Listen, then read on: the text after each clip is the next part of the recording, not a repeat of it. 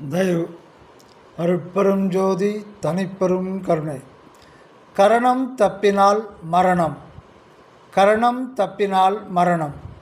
மனதை, அதாவது கரணம், எப்போதும் இடைவிடாது சிற்றவையின் கண், அதாவது நான் இருக்கும் இடம் செலுத்த வேண்டும். மனதை சிற்றவை அறிவாக்குறுதி, அதாவது உருமாற்றம் செய்ய வேண்டும் என்பது வள்ளல் பெருமானுடைய அருள் வாக்கு.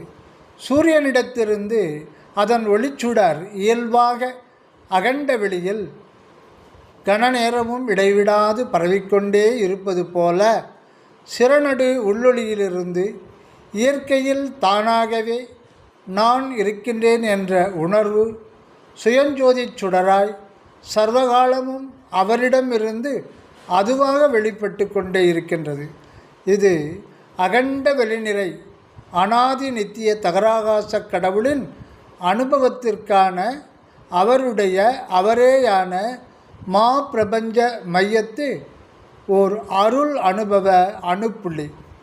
தந்தையின் சுக்கிலத்துணியின் ஓர் விந்தணு தாய் கருமுட்டையில் புகுந்த அந்த க்ஷணமே ஆன்ம அணுவின் உள்ளிருக்கும் அருள் அல்லது உள்ளொளி விரிகின்ற போது ஆன்மாவிலிருந்து உயிர் சக்தி வெளிப்படும். அதே நேரத்தில் புற பிரபஞ்ச அணுக்களை உயிராற்றல் கிரகித்து கொண்டு அதை உயிர் செல்களான லிவிங் செல், அநேக அகப்புற உறுப்புகளை கொண்ட பௌதிக உடலாக ஆக்கிக்கொண்டு உயிரானது தன்னுடன் உடலை இணைத்து கொள்கிறது.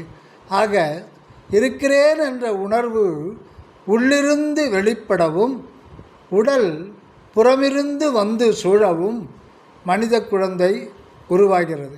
எனவே மனிதன் உண்மையில் உள்ளிருந்தே சத்து நிலையிலிருந்து அகமிருந்து வெளிப்படவும் புறப்பிரபஞ்ச அம்சமான தேக உருவத்தோற்றம் தந்து ஒரு குறிப்பிட்ட மனிதனை புறத்தில் அடையாளப்படுத்துகின்றது. மனிதன் உள்ளபடி இயற்கையில் அணையாத நித்திய அறிவு சுடராய் உள்ளிருந்து ஒளிர்வதை ஓர்ந்து மனதை தன் ஆதிமூலத்தில் நிறுத்தினால் மரணம் இல்லை என்கின்றார் வள்ளல் பெருமான். அப்படி அல்லாது மனமானது சிற்றபையிலிருந்து நழுவி கீழிறங்கி தப்பித்து கண்டத்துக்கு கீழிறங்கும் போது மரணம் எப்போது வேண்டுமானாலும் வரலாம். கருத்து உதவி சுவாமி சரவணானந்தா.